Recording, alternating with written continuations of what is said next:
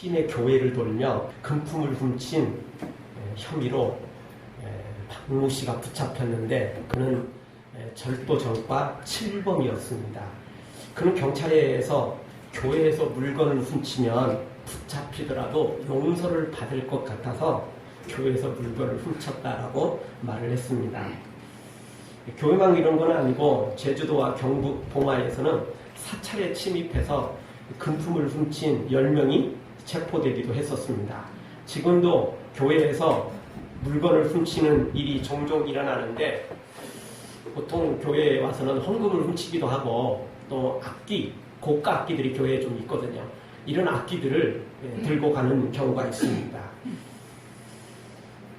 예전에 대전에서 이 교회 교인을 가장해 이 헌금함 속에 돈을 상습적으로 훔친 한 사람이 구속됐는데 그는 인근 교회 5개 교회를 돌면서 1,000만 원 상당을 훔쳤을 정도로 정말 아주 담대하게 대단하게 그렇게 돈을 훔친 사람이었습니다. 이 사건을 조사한 담당 경찰은 그렇게 말했습니다. 수년간 일선교회에서 도난 사건이 많이 발생했는데 신고를 하지 않고 그냥 용서해주는 바람에 체포가 늦었다라는 거죠. 그래서 이 경찰은 이렇게 말했습니다. 용서의 정신이 결국 범죄자를 더 많이 키우고 말았다. 이렇게 황당해했습니다.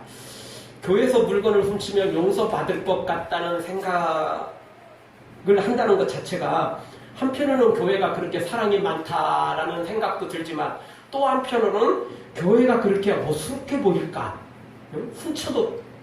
훔쳐도 그냥 용서해주는 그런 것으로 보일까? 그런 씁쓸한 생각도 해봅니다. 교회라면 더더욱 거룩해야 되고 교회라면 더 깨끗해야 되는데 그걸 역이용해서 교회에서 도둑질하면 왠지 문제가 생겨도 넘어갈 것 같은 그런 생각을 갖는 것 자체가 벌써 이 교회를 너무 어수룩하게 여기는 거 아니겠어요? 교회를 사랑의 공동체로 여기는 것도 있지만 한편으로는 교회라면 괜찮을 것 같은 너무 어수룩하게 여기는 거죠.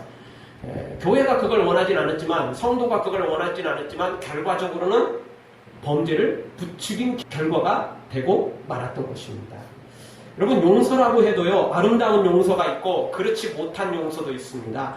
그 용서를 귀하게 받아들이고 새 사람이 된다면 그 용서는 아름다운 용서가 될 수 있지만 그 용서를 역이용하여 더더욱 도둑질하고 더더욱 나쁜 짓을 한다면 그거는 절대 아름다운 용서라고 말할 수 없는 거죠. 그것은 계속해서 범죄하도록 교회가 성도가 부추기는 결과가 돼버리는 겁니다. 물론 의도하지는 않았어요. 그런데 용서해 주니까 더 담대히 죄를 짓는 거예요. 다른 사람에게 다른 곳에서 죄 지면 감옥 갈 것 같은데 교회에서 또 믿음 좋은 사람한테 죄 지면 괜찮을 것 같은 느낌이 드니까 더 많이 해버린다는 것입니다. 따라서 오늘 우리는 기억해야 됩니다. 우리에게 용서란 반드시 필요한 것이며 그 아름다운 용서는 하나님을 닮아가는 것이며 우리 예수님을 따라가는 귀한 것입니다. 그러나 아름다운 용서가 아니라 어리석은 어수룩한 용서는 도리어 죄를 부추기고 나도 모르는 사이에 조장해버리는 결과가 나올 수도 있다는 것입니다.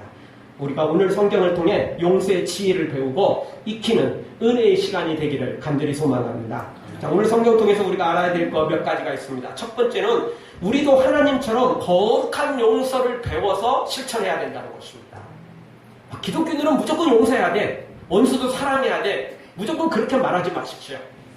이미 말씀드렸던 것처럼 이렇게 너무 강조하고 또 이렇게 하다 보면 실천하지 못하는 데가 죄책감 갖게 되고 또 도리어 나쁜 놈들이 너는 교회 다니면서 예수님 믿으면서 원수도 사랑하라고 그랬는데 성경이 그렇게 말했는데 왜 그렇게 안 해? 이렇게 도리어 더 큰 소리 칩니다.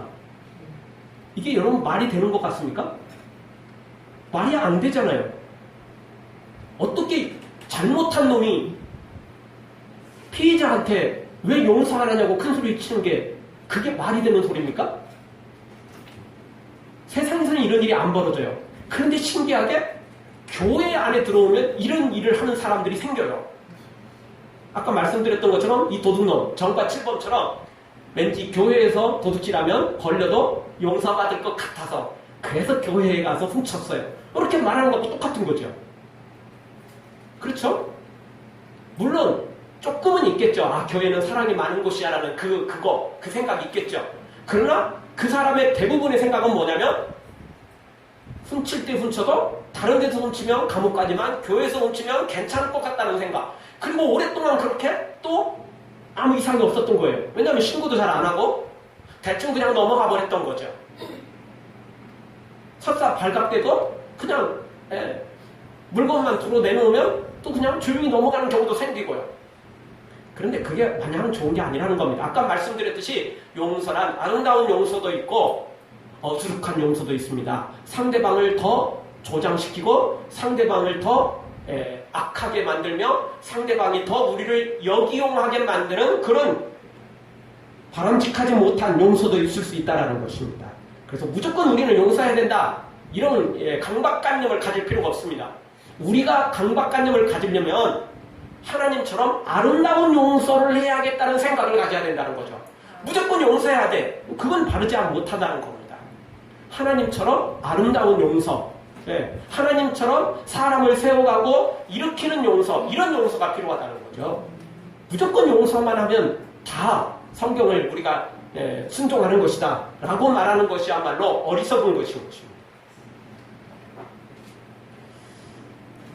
그 근거는 성경 마태복음 7장 6절에 보면 거룩한 것을 개에게 주지 말며 너희 진주를 돼지 앞에 던지지 말라. 거룩한 것, 진주를 개나 돼지에게 주지 말라는 겁니다. 복음도 마찬가지고 용서도 마찬가지고 희생도 마찬가지고 모든 게 다 마찬가지겠죠. 이 모든 것들이 다 거룩한 거 아닙니까? 천국의 보화, 진주들 아닙니까? 그거를요, 개에게 던지지 말래요. 돼지에게 주지 말래요.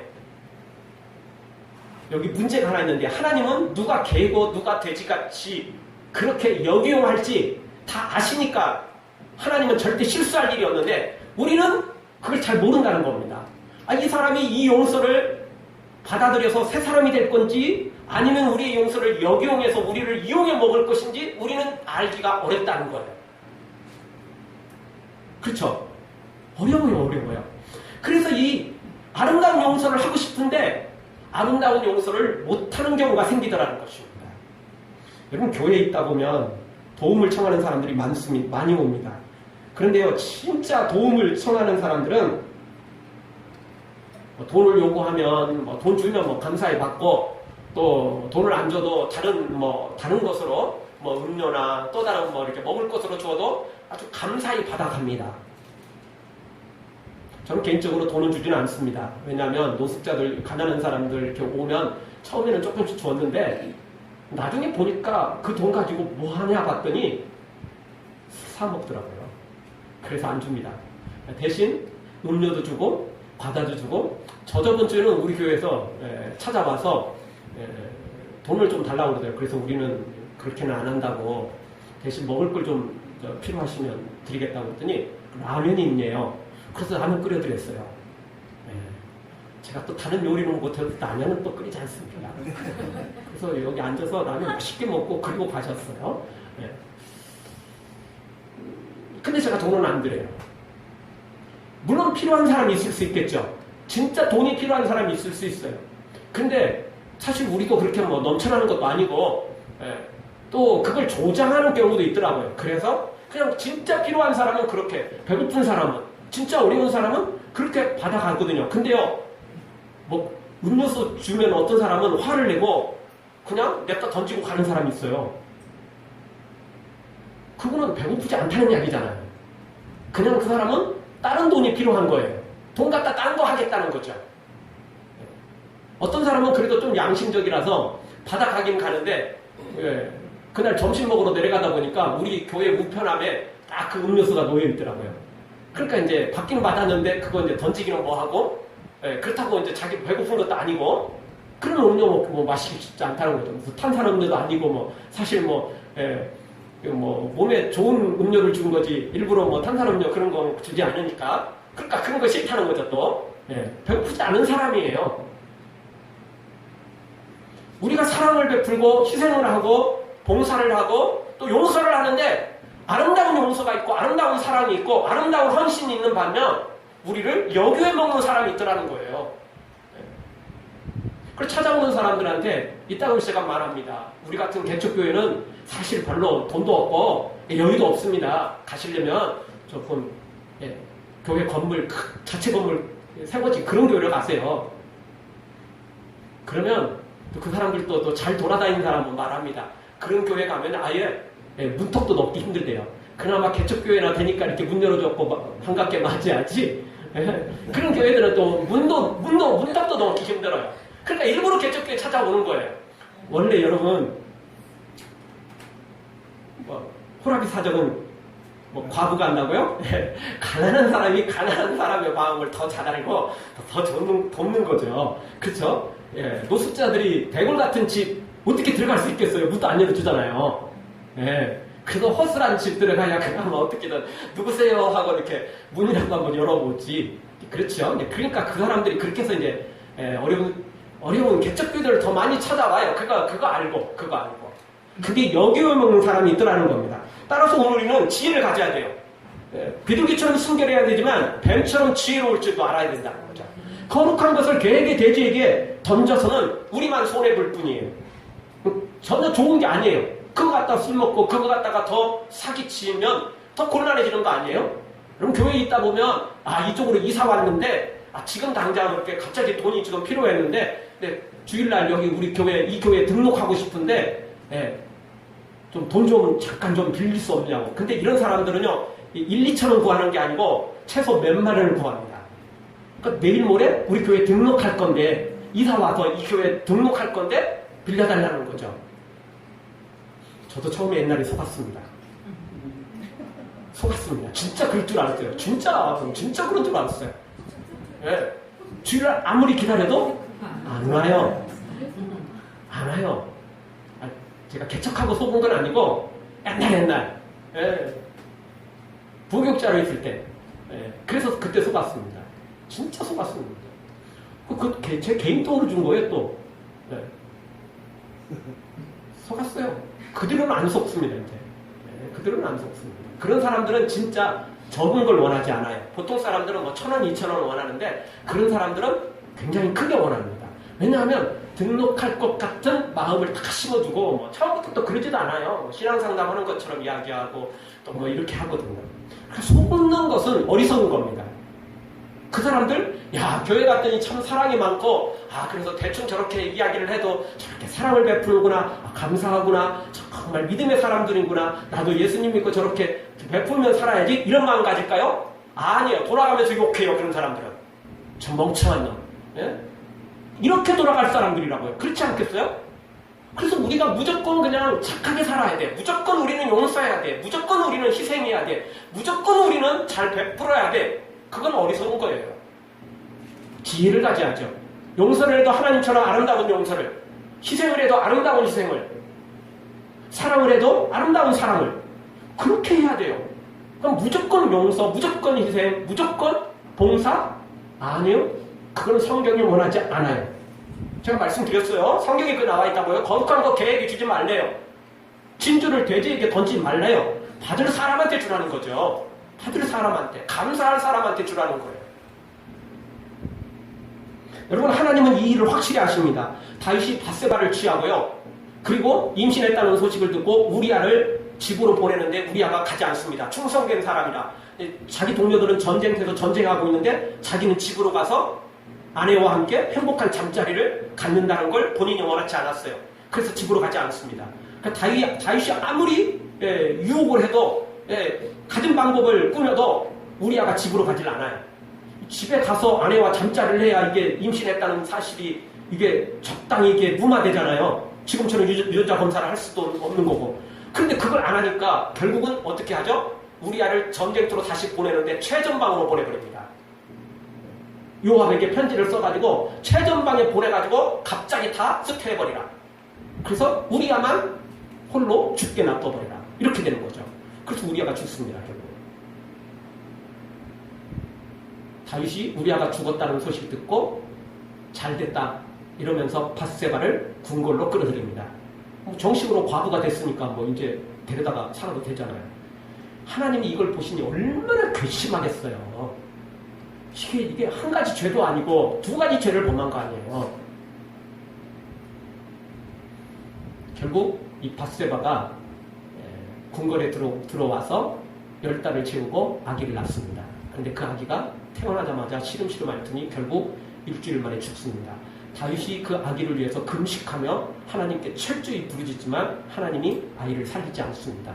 대신 다윗은 철저히 회개했고 하나님은 그 회개한 것을 용서하셨습니다. 다만 아이를 데려가는 것은 징계였습니다. 그리고 또 하나의 징계를 내리셨는데 그건 다윗 집에 칼이 영원히 떠나지 않을 것이라는 예언을 주셨습니다. 심판을 주셨습니다. 그래서 결국 형제들끼리 칼부림을 하게 되고 심지어 나중에 압살롬은 자기 아버지를 반역해서 궁궐을 빼앗고 심지어 아버지 후궁을 취하는 천인공노한 죄를 졌습니다.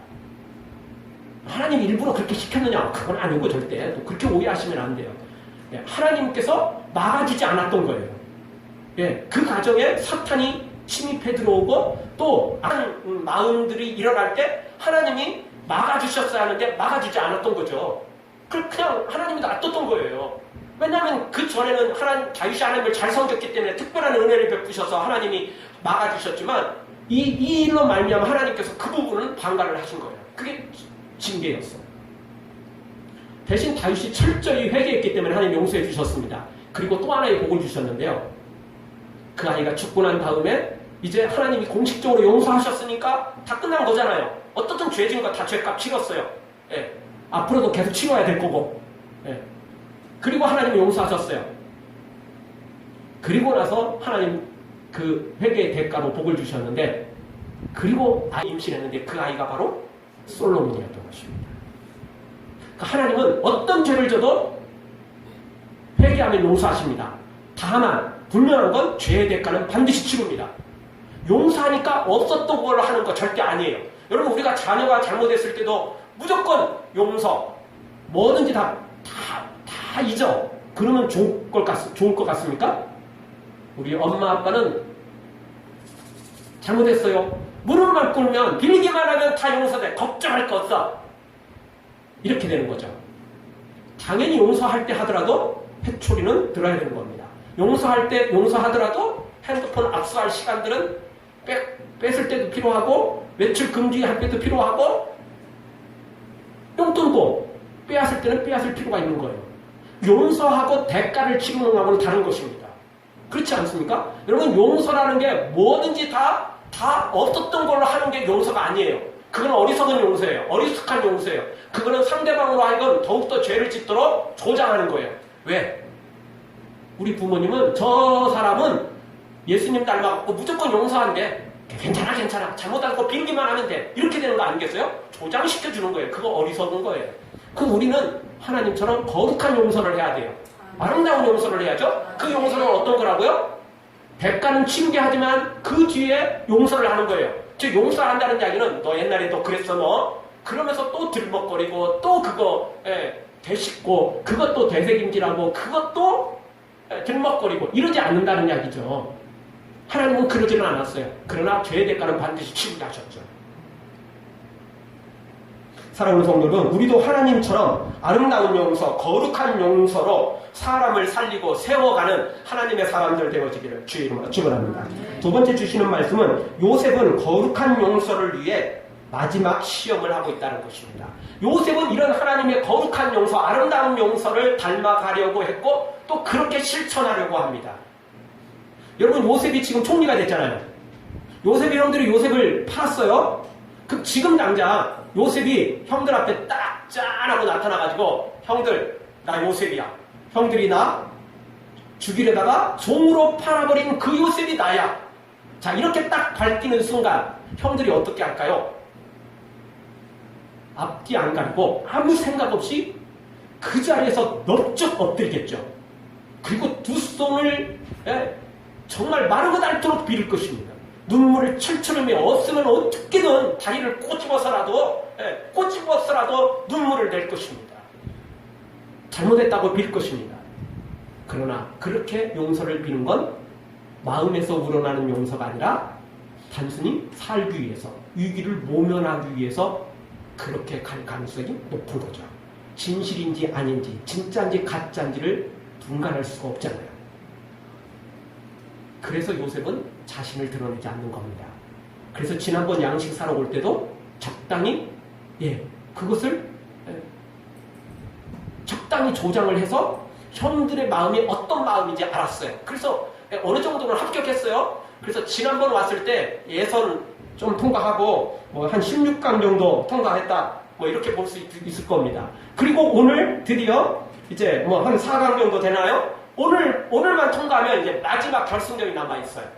44장 이제 이 이후로 가면 이제 마지막 시험이 남아있어요. 이 시험만 통과하면 우승인 거죠. 진짜 용서받을 수 있는 거죠. 그러나 그 전에는 무조건 용서하는 게 용서가 아니에요. 그건 어리숙한 용서예요. 바른 용서가 아니죠.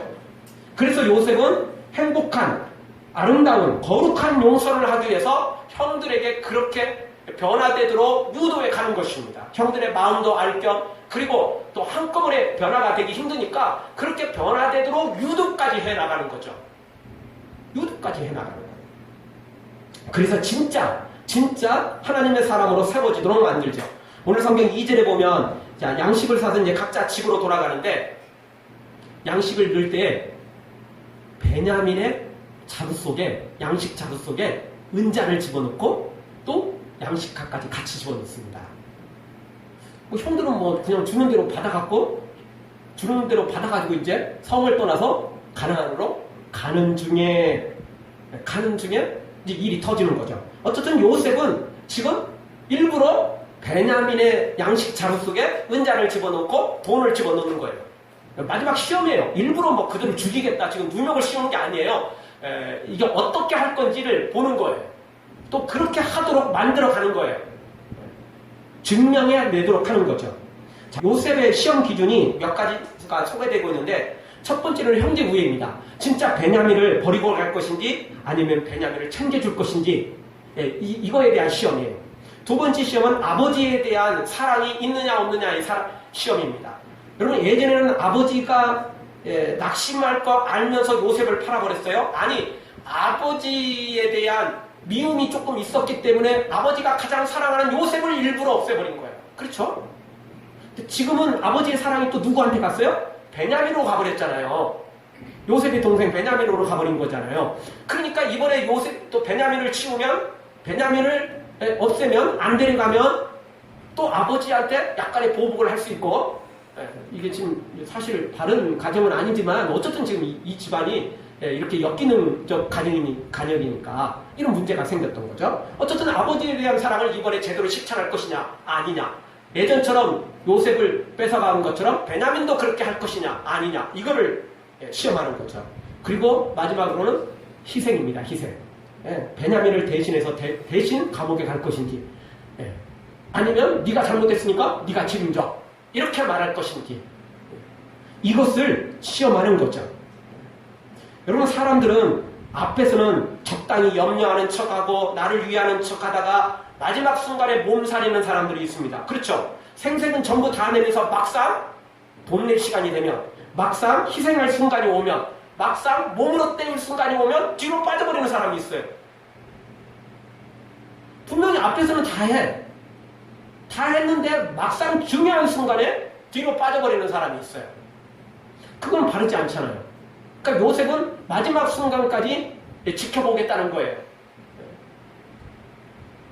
그래서 요셉은 지금 이렇게 하나님의 지혜를 가지고 거룩한 용서를 하기 위해서 이 일을 진행하고 있는 것을 봅니다.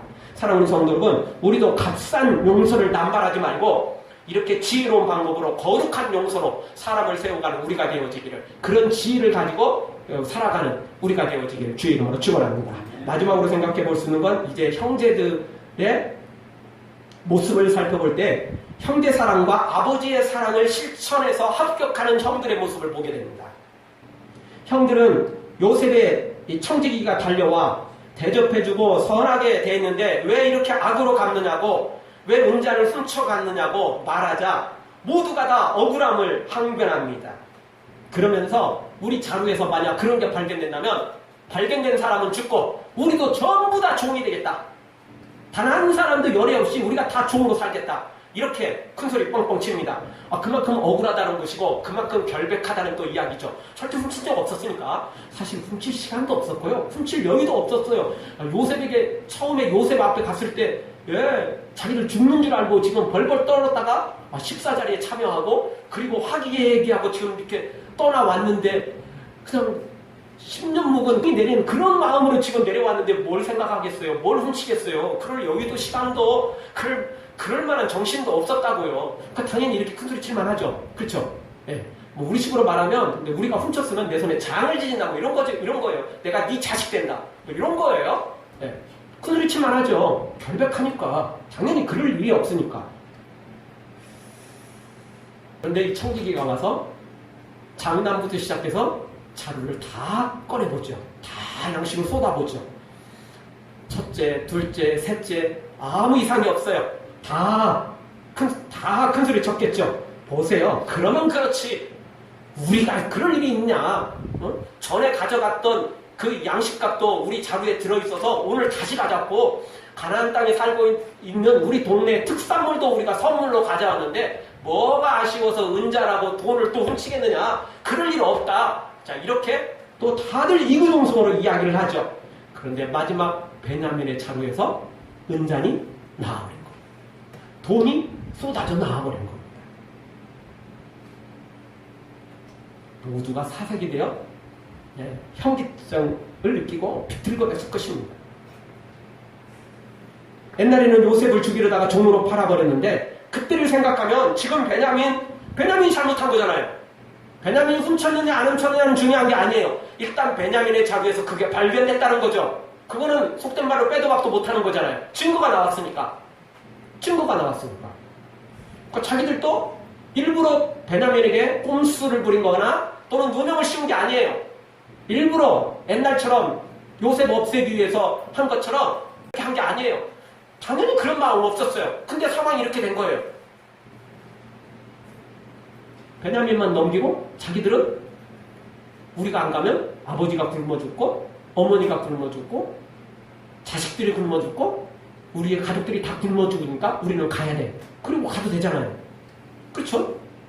그런데 그러질 않습니다. 오늘 성경 13절을 봐보죠. 13절 우리 한 목소리로 다 같이 읽겠습니다. 그들이 옷을 찢고 각기 짐을 나귀에 싣고 성으로 돌아오니라. 아멘. 자, 첫 번째 한 일은 뭐였죠? 옷을 찢는 일이었습니다. 우리는 이 일을 이해하기가 좀 어려워요. 귀한 옷을 왜 찢습니까? 그런데 이스라엘 지방에서는 옷을 찢는 일이 종종 있습니다. 왜 옷을 찢냐면 참을 수 없는 울분과 비통, 그리고 절망과 큰 슬픈 일이 생기면 옷을 찢는 경우가 생깁니다. 아니 뭐 청지기한테 잘 보여가지고 손해볼 일은 없겠지만 굳이 뭐 청지기한테 잘 보이기 위해서 옷을 찢을 필요까지는 없잖아요. 근데 이 10명의 형들이 하나같이 다 옷을 찢습니다. 이거는 너무나 지금 큰일이 벌어졌다. 너무나 슬픈 일, 너무나 지금 비통한 일이 벌어졌다. 라고 다 생각을 한 것입니다. 지금 많이 바뀌었어요, 형들이요. 일부러 그러는 게 아니고 지금 형들의 마음이 많이 바뀌었어요. 1차 양식 사러 왔다가 놀라 자빠졌잖아요. 하나님께서 요셉을 판 죄를 하나님께서 이렇게 우리에게 기억하게 하셔서 그래서 우리가 억울한 일을 당하는구나. 이걸 다 느꼈거든요. 그리고 이번에 왔을 때 또 두말할 것도 없어요. 음식을 먹을 때 장자부터 차근차근 요셉이 앉혔잖아요. 그러니 이거 하나님께서 이걸 다 보고 계신다. 이건 뭐 자기들이 다 느끼고 있을 정도라고요. 그러니 이 일을 진행해 오면서 하나님의 무서움을 안 거죠. 절대 속일 수 있다. 이렇게 생각할 수 없었던 거죠. 그래서 옷을 찢습니다. 그리고 또 뭐 하죠? 각기 짐을 싣고 성으로 돌아갑니다. 애굽으로 다시 돌아가죠. 모두가 다 돌아갑니다. 야, 대표자 한두 명만 가라. 뭐 이런 것도 아니에요. 모두가 다 이제는 운명 공동체죠. 이제는 함께 살고 함께 죽자는 겁니다. 네가 대신 죽어. 너의 자루에서 발견된 거니까 네 양식 자루 네가 책임져. 이렇게 하지 않았어요. 모두가 함께 살고 모두가 함께 죽자. 사랑의 공동체죠. 운명 공동체가 된 거죠. 네가 죽는 자리라면 나도 같이 죽겠다. 자, 이렇게 결정을 내린 거예요. 그리고 다 돌아오는 거예요, 지금. 그냥 돌아갔다가는 이제 아버지가 제대로 살 수 없다라는 거 다 알았어요. 그러니 그걸 이제 실천하겠다는 거예요. 동생에 대한 사랑도 아버지에 대한 사랑도 다 실천하겠다는 거죠. 그리고 이제 요셉이 예전에 종으로 요셉을 팔아버렸는데 그 동생 이제 어머니의 마지막 남은 요 베냐민도 감옥에 들어가고 종으로 팔려버린다면 큰일 날 거라는 걸 안 거죠. 요셉한테 옛날에 잘못한 것도 있으니까 더더욱 베냐민한테는 잘 해줘야 된다는 생각을 갖게 된 것입니다. 그래서 지금 이렇게 이 일을 진행한 것입니다. 자, 이런 사람에게 용서를 베풀 때에 진짜 거룩한 용서가 되고 아름다운 용서가 되는 것입니다. 여기용 먹을 사람한테 용서를 베푸는 것이야말로 우리가 어리숙한 용서이며 도리어 죄를 좇지 않게 만드는 어리석은 사람이 되고야 마는 것입니다. 나는 잘했다고 할지 모르지만 절대 그게 좋은 결과가 나올 수가 없다는 것입니다. 어쨌든 여기 오늘 이 형들 입장에서 보면 옷을 찢고 애굽으로 다시 돌아가서 베냐민의 잘못을 우리가 공동으로 담당하겠다 이렇게 해서 결국 이 시험을 믿음으로 이겨내는 것을 보게 됩니다. 오늘 우리도 이런 믿음으로 살아야 됩니다. 이런 모습으로 살아야 됩니다. 네가 잘못했으니까 네가 책임져. 세상에서는 아무리 민주주의라 할지라도 대를 위해서 소를 희생해야 한다고 생각합니다. 민주주의가 뭐 참 좋긴 하지만 결정적으로 의견이 통일이 안 되면 어떻게 하죠? 다수결로 하는 거잖아요. 네가 숫자 적으니까 네가 희생해. 이렇게 되는 거잖아요. 그것도 사실 뭐 어쩔 수 없으니까 그렇게 해야 되겠지만 그럼에도 불구하고 그게 사실 좋은 것만은 아니에요. 그럼에도 불구하고 그게 좋은 것만은 아니죠. 사랑의 공동체, 운명 공동체는 그렇게 하면서도 끝까지 약한 사람, 억울한 사람, 힘든 사람을 챙겨주는 것이야말로 정말 하나님이 원하시는 것이며 우리 믿음의 사람들이 살아가야 될 길이라는 것입니다. 예수 안에서 우리 사랑 안에 예수 안에서 우리 사랑 안에 하나님의 영광 함께 누릴 소망 있네. 예수 안에서 우리 사랑 안에. 예전의 형들은 하나님 아니죠. 하나님 밖에서 예수님 밖에서 미워했어요. 다른 사람도 아니라 자기 동생을 미워했습니다. 그러나 이들은 지금 이제 변화되기 시작합니다. 그래서 오늘 이르렀을 때는 예수님 안에서 베냐민을 사랑하고 있습니다. 아버지를 사랑하고 있습니다. 이렇게 바뀌고 있습니다. 이제 용서받을 자격을 조금씩 갖춰가고 있다는 것입니다. 우리도 이런 모습 가지고 또 우리도 이런 아름다운 용서와 사랑을 간직해서 날마다 승리하는 우리 모두가 되어지기를 주의 이름으로 축원합니다. 아멘. 기도하겠습니다. 우리 동서로 한번 기도할 때